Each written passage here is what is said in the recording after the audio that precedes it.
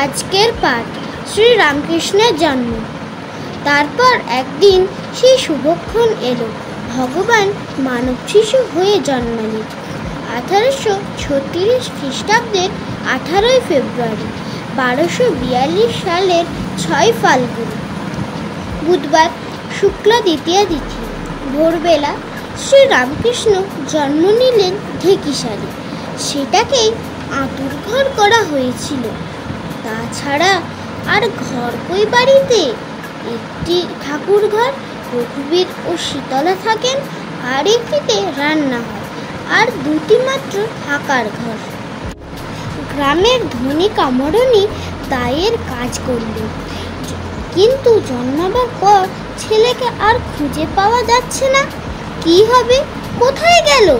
শেষে দেখা গেল ছেলে কখন হরকাতে হরকাতে ধান সিদ্ধ করা কড়াইয়ে উনুনের ভিতরে ঢুকে গেছে, আর দিব্যি ছাই মেখে শিব ঠাকুরটি সেজে চুপচাপ সেখানে শুয়ে আছে।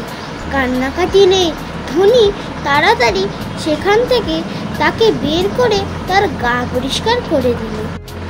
কি সুন্দর ছেলে, আর কত বড়, 6 মাসের ছেলের মতো। একবার দেখলে চোখ আর ফেরানো যায় না। কামারপুকুরের পর্ণকুটির আনন্দে ভরে উঠল। গ্রামের যে এসে ছেলেকে দেখে তারই বুক আনন্দে ভরে যায়।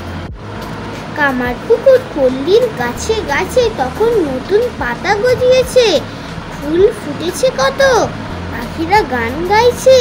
বসন্তের দক্ষিণা বাতাস ঝুড়ির মন জুড়িয়ে দিচ্ছে। ফুলে ভরা তরু শাখা, পাখি গায় গান। রামকৃষ্ণ রূপ ধরে এলো ভগবান। জন্মিয়াই দেব শিশু, উনুনে ঢুকিয়া শিব সেজে হাসে গায়ে বিভূতি মাখা।